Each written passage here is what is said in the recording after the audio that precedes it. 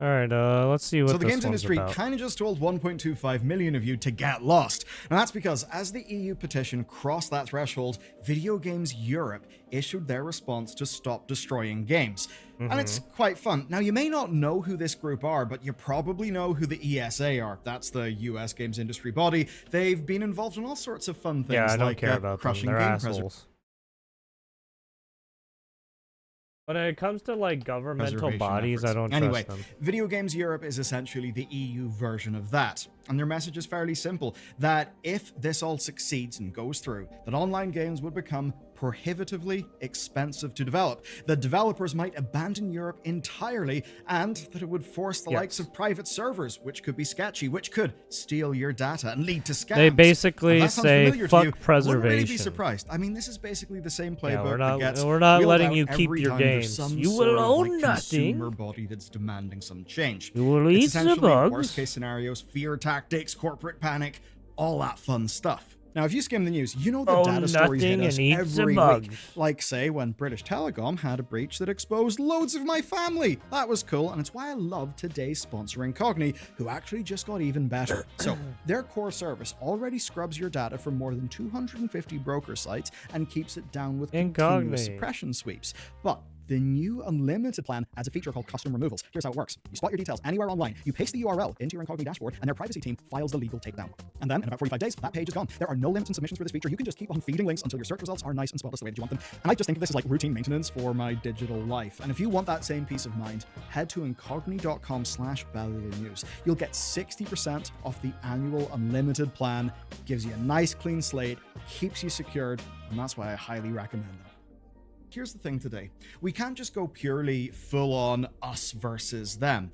For harmony, what we need is balance. Balance between players, devs, and publishers. If any one gets too powerful, then the others, of course, suffer. And we get evidence of this all the time within games. For just one example of that imbalance, take a look at what Microsoft recently did. They trying to break it down into a political system. With game developers. The fucking executive, judicial, and fucking legislative branch? No. I'm sorry, these people don't care about the fucking people. They just care about your money. Right? And from what we understand, purely this is because of them making strategic changes. Now, there was no clause in those contracts to protect those developers, meaning that some are now at risk of closure. My point essentially being the power imbalance is so bad that even a big contract like that does not have protections for a no-fault termination for a development studio. That's one example of the imbalance, and for many people, the whole point of Stop Killing Games is essentially that same imbalance again. Devs get screwed, consumers get screwed, and in so many cases, the ESA and Video Games Europe, at their worst, are just pushing for more power to the larger interests, to the larger publishers, the ones that I think everyone would argue do have too much power relative to everyone else right now. I don't want these publishers to go bust, but I do want balance. And that's why I'm keen to see this movement through. I mean, it's like, it's how... And it's why today's video exists, because now isn't it like how, right, some industries will always try to particularly favor, right, certain demographics of people. So they will hire in that aspect. So much buzz. It's actually time to talk about what happens next, because the real fight hasn't even started. It's basically like DEI. Dropped, which basically are a statement and a policy paper. They kind of cover the same thing. And what they basically do, right, is restate current law. Essentially, that being that games are licenses. You don't own them. It's just a license, and that even does include a physical copy of a game. They say that's both why they can patch games, update them, do all that good stuff, and also why services can be ended you under will own consumer nothing. law, because it's just a license to access a service, not a thing that you own. Now, their core argument about why changing that would be really bad is essentially cost. Basically, they're saying the compliance with the sorts of rules that I guess a maximalist interpretation of Stop Killing Games would want, that would make making online games prohibitively expensive, which would essentially mean less of those get made. They say it would curtail dev choice, right, in terms of genre type of game, and maybe even cause some devs to choose to avoid Europe entirely, because they'd essentially have to work out, do we go into Europe and then take all of these other hits in every other market? This is basically saying they may not do that, and if you're in Europe, you won't get a bunch of games. But of course, they also warn about the private servers, basically saying that bad actors can exploit them to steal your data and to harm company Yeah, I reps, think this all of has that more stuff. to So the do hyper with TLDR people their view. getting mad Either at like companies have to go private bankrupt trying to servers, comply, right? or they And just like skip out Europe entirely, and we just using end up with their a bunch of assets and shit, scammer-run right? servers.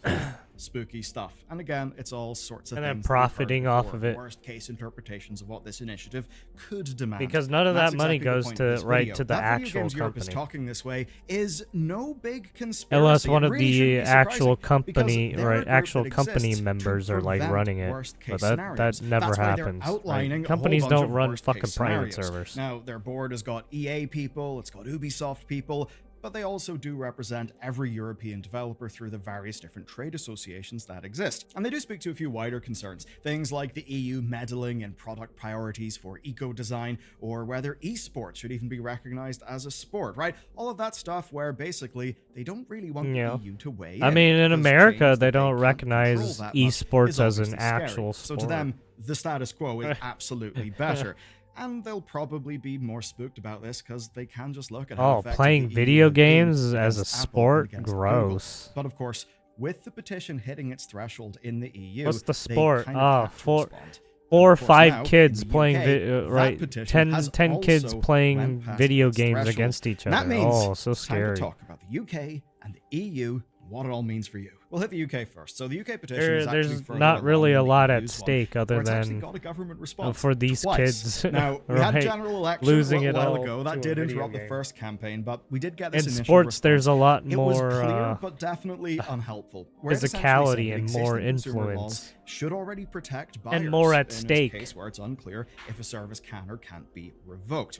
And that essentially meant, okay, the law covers it. We people don't get need to make physically new laws. injured. What's changed though is the signature Whereas these threshold, kids who because are just now it's going to be playing, or considered for a well, I shouldn't parliamentary even debate. call There's them actually even a kids. countdown on the They're website like of young how many days adults there are until we get a playing debate video date. games on Now, a luckily for you, right, I'm one of the versing few each people who other, kind of finds and then watching people make a Parliament whole riveting, event out so I'll of watch it. it when the time comes. But here's an example of That's how this all sort it of is. thing It's could work. Right? it's Another basically real-world example. This is whatchamacallit,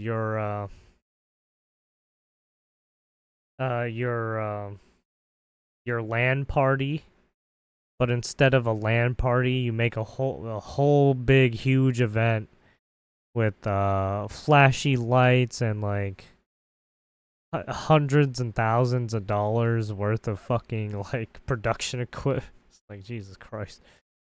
What is this, a show? Like, I don't know. No one cares about a fucking LAN party show. Fuck you. a farm animal care petition. It was launched in January. I want to see people get their fucking head smashed in. Right? I want to see people bleed. I want to see people get their arms broken. Passed in April, debated I want in to see June, people get their which is fucking really, legs broken. really quick. Why was it so quick, and can we expect similar for Stop Why? Hidden Games? Because I did well, that basically, shit in this too. case, it actually touched existing legislative topics, and also Joanna Playing Lumley was fucking involved. If you're in the sports, States, you may not know, basically, she's a UK celebrity. She's physically got a getting long history fucked up. supporting similar things. It's a topic that cut through to the general public, so obviously, yeah, they were able to talk about it. But here's the thing. Whenever you hear parliamentary debate, you're probably thinking about, the green benches, the Chamber of Parliament with all the MPs gathered. No, it's not that. It was just a single committee meeting. That's how these things can actually happen, where some interested stakeholders attend, a relevant minister shows up, the government's position then goes on record. But in that case, no new legislation emerged. All that happened was promises of future consideration. That was basically it. It was a little bit of a nothing burger. Now, that is an example of a fast petition that had cultural support. Now, currently, 11 petitions await debate. One of them has been waiting for 115 days. Yeah, all of these You might be petitions wondering why. are just That's to basically raise things like concern, research, right? maybe Debate. a dash of yes, minister to slow it all down. But basically, civil servants compiling reports. As to, and hey, can you petitions, please look stakeholders, into industry this and context, please that all think takes about time. But further than changing that, some of this debates can be stuff? deflected. As an example, if a related topic comes up first, then the petition can get referred to that record. That could lead to a delay, but I know what will, and that is Parliament entering recess through July. And that basically means we won't hear anything solid until autumn at the earliest, which in a way may be a good thing. You see, the EU has got stricter timelines, and if the EU happens to go faster than their timelines, then we may get more information before the UK stuff goes down, and that could then inform the UK's approach. Okay, look, I can't be Margot Robbie in a bathtub, but we do have to explain this, so just gonna have to do it the old-fashioned way. So here's how a European Citizens Initiative, which is what Stop Destroying Games is, can actually work. So, when signature collection ends, the Stop Killing Games movement will have 3 months to send responses to the relevant national authorities. Those bodies then get 3 months to verify the signatures, basically confirming totals for all the different regions. Thrilling stuff. Then, after that This happens, is why Stop Killing Games has got 3 pirate months to software send was so everything over salty to the about EU. everything. And then if, after Right, all because of that, you still it have to, still right, has over 1 million just because verified you, signatures, right, then raise the the real work concern, begins. And adding you all that still up have means a that in the lot worst of more, case, right, it you will still be got a 9 lot of more months shit until to the do. EU basically has everything. Though it could Right, be this faster just than that. opens Now, the within 1 door. month of them having You still have everything, a lot they'll more then work to invite do. organizers to outline concerns. Within 3 months, there'll be a public hearing, and during the wait, there'll be loads of research, loads of stakeholder consultation, and all that fun stuff. And from there's a few ways it could go. So initially, it would stay with the commission, but what's actually possible is a full MEP chamber debate. That's possible, perhaps not likely here, but it could happen. Anyway, within 6 months, a formal response arrives, and that response explains any actions, rationale, and it gives a timeline. Though there is a bit of a backstop rule where if it's up to 15 months after the thing passed, then a response is guaranteed. But what's not guaranteed is change. So this is where the commission actually has got loads of options. If they're happy with things as they are, they can simply do nothing, and that will be it. The whole movement kind of fails to achieve its goals. Now, if they do agree that there's a problem and think that they can fix it by reinterpreting existing law, so essentially giving new guidelines on that law, then they can do that. And we've even got a recent example of this working for video games. Remember the whole story in the EU with premium currency displays? That was actually one of these things. And it's kind of a wild story. It's essentially a big legal win for all of us. And it's all thanks to a Swedish horse girl game getting really fucking greedy and getting called out for it. So Swedish that can happen. horse girl Or, game? of course, there's the Yikes. other option of just proposing new legislation. And that's where things would get even more complex. Of course, new legislation means new research is needed, and that means public consultations, impact assessments, very, very fun stuff, and then votes from the EU Parliament and Council.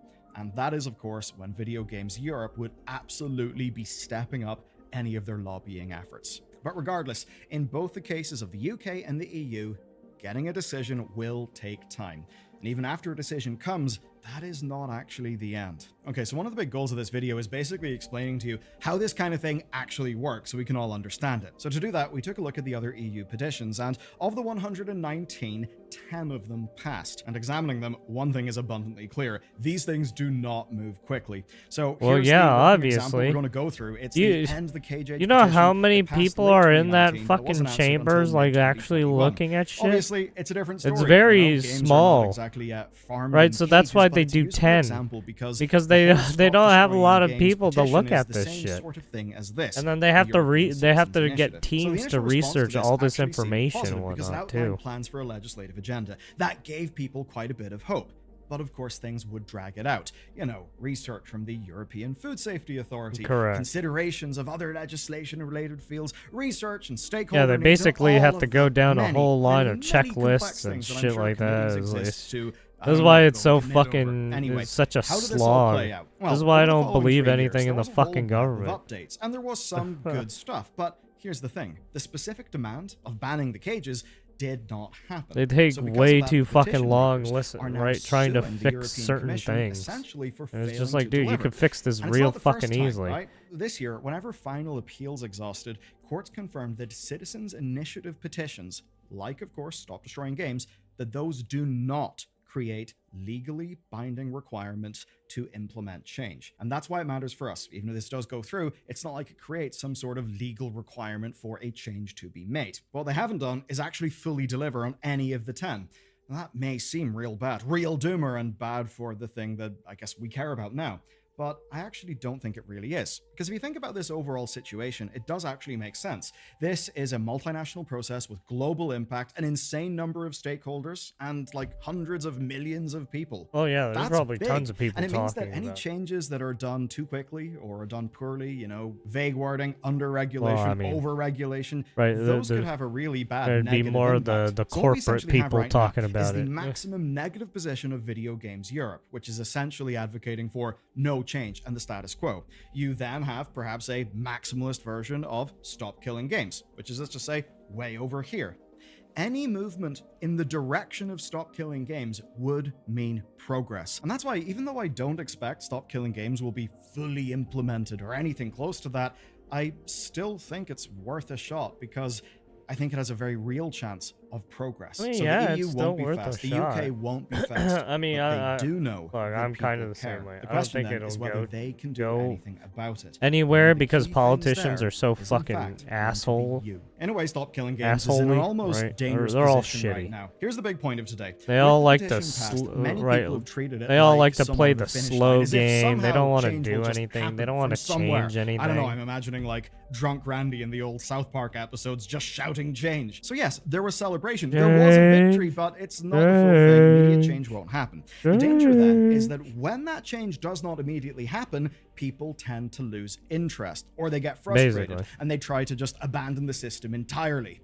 Now, this video I just is say about giving nuke you the the system. context to understand what's Or I actually just say, happening, hey, that this fuck will you. take a long time, and that all parties will need And I to make it compromise. known to say, fuck yes, you. stop killing games, but also, well, the games industry. What compromises will they be willing to make when forced? That's And a big then if you question. try to And if you ask want me to for help, actually and then you're just like, influence how that will and then I'm go, gonna tell you, guess what no, you you need to do? did this You need to bullshit back follow then. up with your Go fuck MEPs yourself. if you're European. Go jump off a bridge, if you're a bitch. UK citizen, perhaps contact your MPs, because what we see here is actually evidence of your power. If you had no power, Video Games Europe would not have felt the need to respond. But if you want progress, then what you need to do, what we need to do, is fairly simple. It's to keep the energy up, to give this the fuel that it needs to actually last the journey. Because say 2 years pass and there's some important committee where a thing is going to be decided upon. If we've all forgotten about it and just not given it energy, it will sort of peter out. And while that committee meeting may happen, all the people there will know, it seems the public have really lost interest. So people, the interest here, they didn't really care about it, well, right? think about but they're how you not keep the still energy, talking keep about the it. pressure up over the long term. That's the lesson of today's video. If you want to see how this practically applies to an actual video game, watch this one next. All right, there you go. Some bellular news on that, and then let's follow up with the next one too. There you go, because he did another one about a video game company collapsing. A lot of people are mad, and rightly so, because 300 grand of their Kickstarter money is amounting to nothing. But that is actually not the real story of today's video. It's about 2 games and 1 formula. A formula that, listening to, say, Jeff Keighley at Summer Games Fest, is the big new thing. Now, one of these games has become gaming's darling, rightly so. The other one has actually just collapsed and died. So here's what's happening. Claire Obscura Expedition 33 has succeeded, and now everybody wants to replicate it's a great that magic game. formula. I honestly, it's small team, probably one of my talent, and a contenders love for of Game of the Year. JRPGs.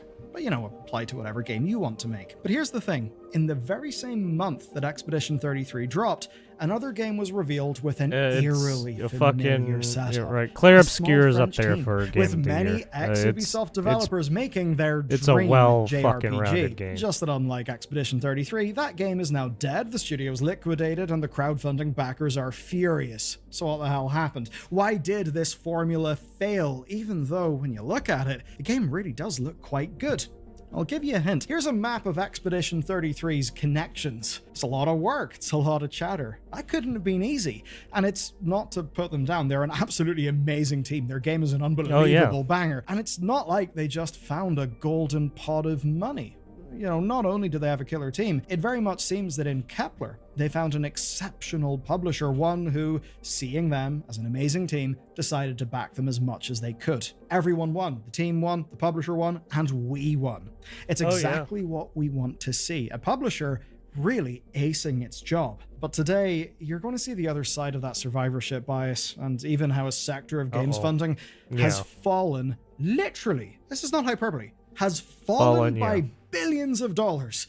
Yeah, it doesn't I mean, get yeah. talked about. I mean, that's Most just people how don't the even tech know. industry Meet is. Alzara Radiant Echoes. It's a 2024 Kickstarter project from Right, Studio a lot Camellia. a lot They of tech were a stuff global just team of ex-Ubisoft crumble and indie or devs who fall set out to because they make don't their have dream enough game. money or They funding say to do it. vibrant tribute to JRPG classics. Because yes, a lot of this stuff to does Golden cost a Sun lot of money. and Final Fantasy X. Obviously, FF10 was a humongous inspiration for Expedition 33. People gotta and get of course paid also and to fed, the best right? JRPG of all time, Lord of the Rings: The Third Age. But even Nothing better, in this they managed world to is secure free. Motoi Sakuraba Everything for the soundtrack. costs some Now, money. he is a big name in this genre. Yes, in JRPGs. You may also know him for this little tune that's called Firelink Shrine from Dark Souls. So you've heard his work. And looking at the game, it's a very distinct art style, based in southern France. It looks gorgeous. And if they were to pitch this game today, you would half expect them to just say, hey, we're the next Expedition 33. Money us now. Of course, over on Kickstarter, people seem to like it. They donated over 300,000 euro, cool. and that is far beyond the campaign's 100,000 euro target. It was easily one of 2024's most successful Kickstarter campaigns. Yeah, fast forward a year, and here we are. So they're doing another The studio take broke the on, news via Kickstarter update, and it is right, a grim classic situation. JRPG. So basically, they But ran it's a out of Western money, They RPG, entered liquidation right? April 28th, and nothing is going to be released beyond the demo trailer, which, you know, we can all go and watch and feel sad about. Unsurprisingly, the Kickstarter backers were bloody well furious. They had seen polished trailers for this game, and in a way, it's almost a victim of looking so good. When you look at the trailers, it really does look like a fully formed vision that looks amazing. And people believe So apparently it was 2026 release AI. date. These are people who thought they were back Was in it a real AI? game. And the thing is, That person they was all were, like, "Oh, look at this may AI not have slop game." understood Well, all thanks- of the thanks for not intricacies of the protecting us. funding. So I was all Basically, like, "Oh, isn't funding it?" goal succeeded. I mean, 3 you can times kind. over. I mean, I Obviously, guess the you could game's going to say come out. kind of. Now, Well, it depends. Camellia did right? make it worse. They had probably backing, did remained use open AI a until bit. February, which very much made it look like, you know, in But, hindsight, those- you guys probably saw the Yeah, writing those on the characters wall, yet might you're be still taking drawn. I people's don't know. money. It's hard to say. And then by the time they communicated, it seems the whole thing is beyond saving. The company's in liquidation. But more than anything, this is the real disconnect. That the public gave them 300,000 euros, so how could they not deliver? How much does an indie game actually cost? So 300,000 euro is serious money. Yeah, but that's it's a also lot of nowhere money. near enough for this game, the game that they planned. It is not enough, not even Yeah, close. Now, so their depending on closure what you announcement plan did and reveal how a well- timeline right. where we see the development started in 2021. It was funded by There are personal certain price savings, by points you Microsoft can grants, and by angel give investors. games, right? And those funds took them to basically half of their budgeted development costs. And of course, that's How just much are development you costs, willing there's to also marketing and spend to all the build other the things that they game, would need. yes? So the studio did what indies do. They went to crowdfunding, and not just for much the money, time but and to show money? investor interest. You see, whenever you see Kickstarters, what I want you to keep in mind is that they're almost all, well, very often anyway, not anywhere near the full budget for a game. And to better understand this, we can take a look at a massive success. That's Bloodstained. It's an Yeah, indie game from Bloodstained. Castlevania producer Koji Igarashi, and it Correct. set a 500k goal. That goal represented 10% of the total planned budget. And the reason why is really simple. It's to demonstrate real, tangible commercial interest. Basically, as you know, money follows money, often into a black hole where it all gets destroyed. But, right, if you're able to Yeah. fund 500 grand, that's pretty damn good, because little can validate your game concept as well as actually getting backing from your target customers. Now, of course, Bloodstained wildly surpassed that goal, right? Like well over 5 Oh, yeah. million. But what That's matters a great today game is too. that is Bloodstained. the funding model, as is basically I gotta normal play right that now. too again. And a lot of that is because for the scale of I some of played these it on games, stream most before. I think Kickstarter numbers all- that you all could the way realistically through, but I hit are didn't keep just the not going to VODs, be enough money. unfortunately. So here with Camellia, it's essentially the same idea, but with a little that bit was less back star before power. Now let's just think through the basics here. 300,000 euro and a team of 14 people. me. If that Yeah, I was wasn't just working saving through a VODs, year, unfortunately. That would be tough. 'Cause I forgot to right? put- It would I put forgot them to well flip below on the average option. French wages, but across 2 years, the time that they would need So to yeah, hit their all of 2026 release I don't have target, any of that's my basically old just stuff. not possible. I lost and the thing all is, of my it old stuff. never was the plan. Again, in Kickstarter, it rarely is like that. The whole point is that, well, with an investor demo, which they were building, and substantial commercial interest, that the next step would be the usual one in our industry. to secure a publisher. And for a game like this that really did have visuals that cut through with proven commercial success, right? Real world market validation, you normally would expect a publisher to pick it up. But even with that being the normal next step, and like really them being in a pretty damn strong position with that in mind, well, the reality is these are not normal times. Okay, you've heard us talk about this stuff before in the channel. Basically, the facts are this: gaming funding is at its lowest point in 5 years. I hear this from my friends who are like, over in big AAA-ish land in the States. Funding I hear at it from its people lowest absolutely in 5 everywhere. years. It appears in like the fan tips email that we have. It's in the news everywhere. It's goddamn bad times, right? Now take a look at this. This is from Crunchbase, and Crunchbase is a site that's all about venture capital money. And the line is not going up, guys. It's going down. And remember, this is VC, so as much as you'll see VCs actually, invest into some pretty banging games, in many cases it is also the ghouls who are chasing mobile games, sports betting, crypto tie-ins, and all of that fun.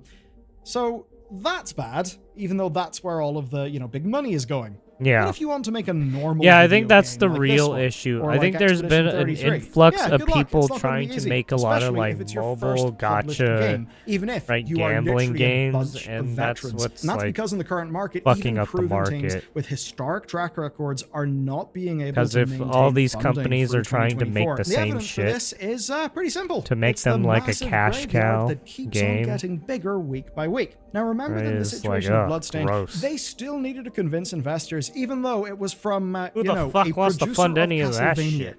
Suffice to say, things have not gotten better since. We can talk about some hard numbers, and we're going to use PlayStack. Nobody for this. wants You've to probably not fund heard dog of them. shit They're video relatively games, new, yes. not super talked about publisher, but they did publish Balatro and Abiotic Factor, both which did really well. So they know indie games, and speaking to game developer, they revealed something pretty damn crucial to us: that they get thousands of pitches yearly. Not hundreds of pitches, wow. thousands of pitches. And that's just one company. And the way it basically goes is their email will consistently being minigunned with pitches, and then let's say Gamescoms and stuff. Well, that's they're just gonna a be on the bunch other of side messages Gamescom, day the in, one day that out. you can't get into with your normal ticket. That's because you got regular Gamescom, which is for consumers. It's for Oh marketing yeah, things, and then you but you'll start have doing the fucking business game side of events, Gamescom. It actually and then happens you across go over different to days. those It's got game different events where tickets, you got a and bunch of basically it's a developers hell trying of to a lot fuck of just ask people speed questions. dating with other people to Oh try and shit, make deals yeah. happen. So basically, Oh there's a lot man, of people who you got are a basically fucking saying, mailbox "Hello, full money of me just now, messages. I want to make a video game." And the It's like, example oh, of PlayStack, shit. for all the thousands of pitches that they get, they're not really publishing that many games. So success is extremely hard. It has in fact got quite a bit Well, I mean, when harder. you have so But it many isn't just a numbers pitches game. and In the you're interview, they trying to say that see success comes which whenever games are developers good, know and you their only have so market much gap, right which time to essentially burn. is trying to go for the sort yeah, of thing that it's- could appear to be an it's outsized a lot. success. It's a something lot. like Balatro. Now, worse still, Also, at least you're for a games small like this, team the too, funding probably. quantities have also collapsed. And I'm going to directly quote PlayStack Or here. at We least are some seeing of these budget people are asks into the small millions. teams, right? Would we prefer 4 games at 300k or 1 game at 1.2 million? Now, here's the funny thing, right? Years back, I was seeing publishers pushing up budgets, even publishers like PlayStack, actually. They were pushing up way higher budgets than that. And basically, that's what we were seeing, right? There's a lot of encouraging people to aim a little bit higher, bring in more money. Yeah, It was a very different time, right? I thought usually companies tend to try to over budget just in case, right? Because they're trying to account for like other stuff too that might be needed, but it's unforeseen at that moment in time because it's still a concept, right? So that's why they do a little bit over budgeting, or they up the price just a bit, right? Really was a time of plenty, but obviously there's a hell of a right, because graveyard by of just the games time that you appear on actually Steam, start even if building they it, have amazing right, maybe reviews, they only inflation have hit, 300 of them, or not that many maybe sales. you So what needed we've to essentially add seen something, is that the right? risk-reward math has fundamentally changed, and it's not like PlayStack. Maybe come you off need some pack more of evil team bastards. members or something, They right? don't Something seem to be the happened kind of to publisher where you who are needed only to interested increase in taking something. their cut at the expense of their developers. There's a lot of publishers who very much are that.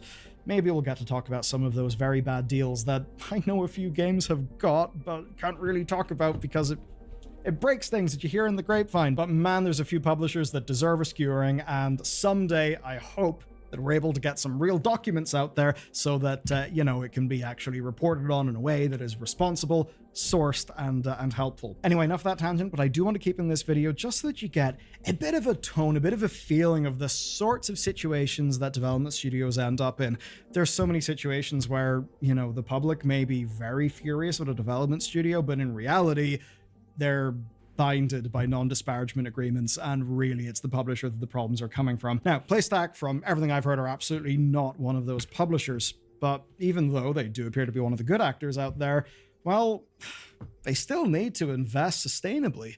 And whenever they say, what would you rather have? One game, one big risk for 1.2 million, or 4 games at 300k? Any of us would say the latter. Indeed, when we look at the humongous game budgets out there, what do we end up saying? Man, how many good games could you have made exactly. for the cost of that bloated AAA? Yeah, he brings up a good point, right? With all the games now, that with how many of these games that have been falling, right? Do I still have that list? Oh, shit. I think I still have the list. Bring up the fucking notepad list of all the right. These are just some of the shitty games, right? Or some of the right.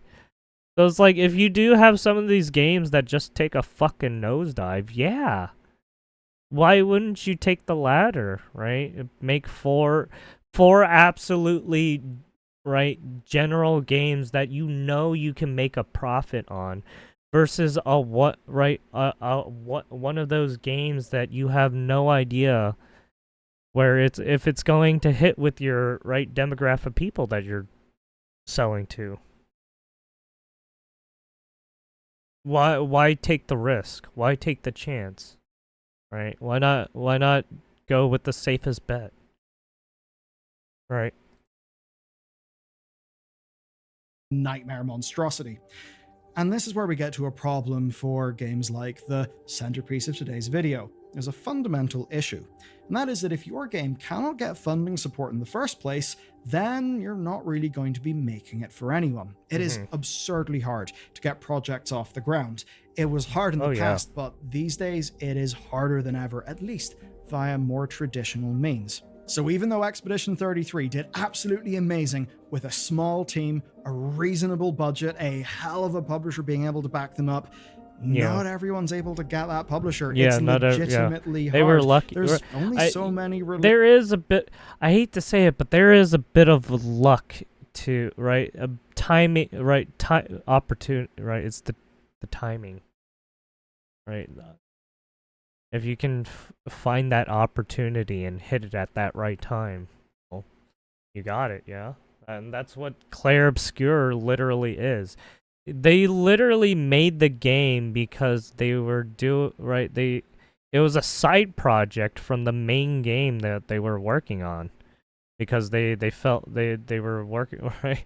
Because they were just like, oh, well, we're working on this game, but I kind of want to make another game. Right, so that's what they did.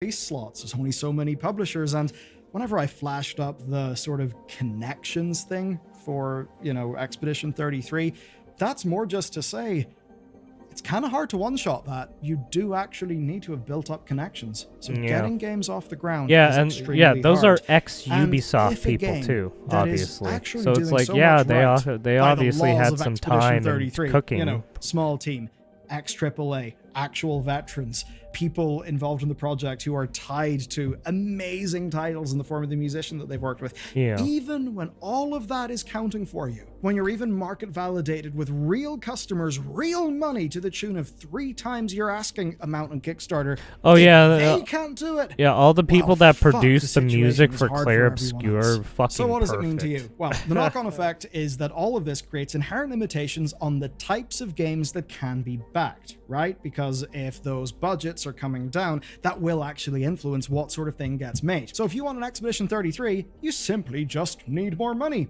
But to get that money, Well, you need proof because people don't just hand you a big bag of money without Correct. proof. Yeah. Now, ideally, maybe you'll earn enough money Show from the the last work. game you made to build an investor Show demo for your me next the game. money. Maybe you'll eke out a few more months in tax credits or some regional government funding, things that most studios do. Expedition 33 is an example of getting regional government funding, but it doesn't always work. What's happened is that so many people Yeah, it have, wasn't have like done all of Skull and this Bones or some really shit have that reached the bar got where like in the market of, say, a decade federal ago, money. they almost certainly would have And they got still published, or at the fucked very up. least had far better chances. Yikes. But now those goalposts have changed.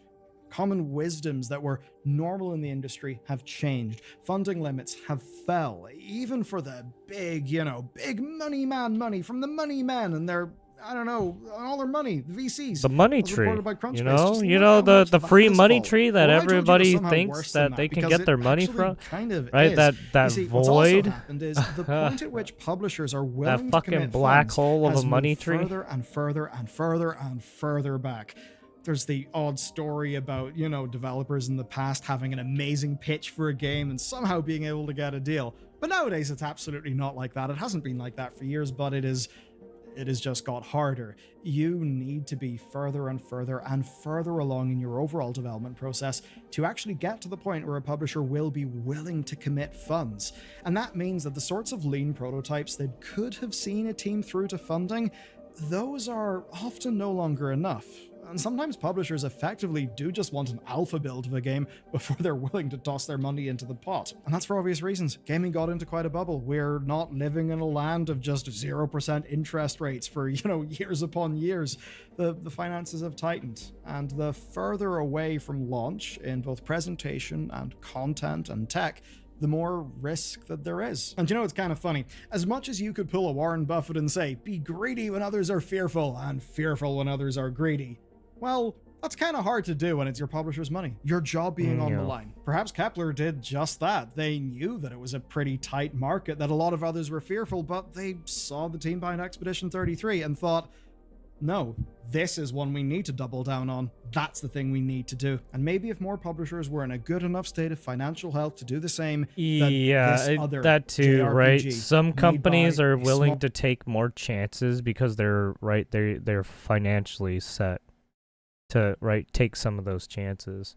But then when you have new companies springing up to take those chances, yeah, man, they taking those chances is like a fucking death sentence, right? Death sentence sometimes. So yeah. And and companies have done that and fallen too. So it's like, yeah, don't do that. Just like Expedition 33, that maybe it would have survived. No, don't take the death sentence. This is not good. Don't take the suicidal route. Take a well-validated game like that certainly looks to be a banger. Suicide route, not good. And it's never good. Find the money to support it, which ultimately means that you and me are going to lose. And we only know this because, unfortunately, Kickstarter money went kaput. Now, whenever you put money into a Kickstarter, you do acknowledge that that sort of thing could happen. And taking a look at this game's funding journey, yeah, people put their personal savings into it. I in no steer way clear think this from is a suicide or a route, scam or anything like that. I think it's the financing is right. It's just that people now, are trying to take risks risks because yes, you do need to take some risks.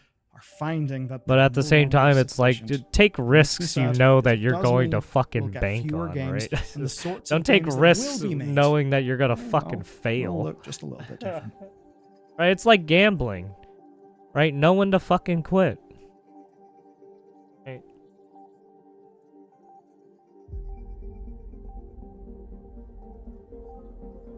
Right, don't fucking gamble too much because then you're gonna get fucking stuck in that hole and then you'll never be able to crawl out. Know when to fucking quit. Know when to call it. Know when to say, hey, this is not looking too good. We need to change course or do something else, right? Yeah, that's what Claire Obscure kind of did, right? They were working on one game and then they were like, oh, let's work on another game since... Right, where we have some downtime or whatever. And then, yeah, there you have it. There you go, Bellular News. If you want to check out more of his stuff.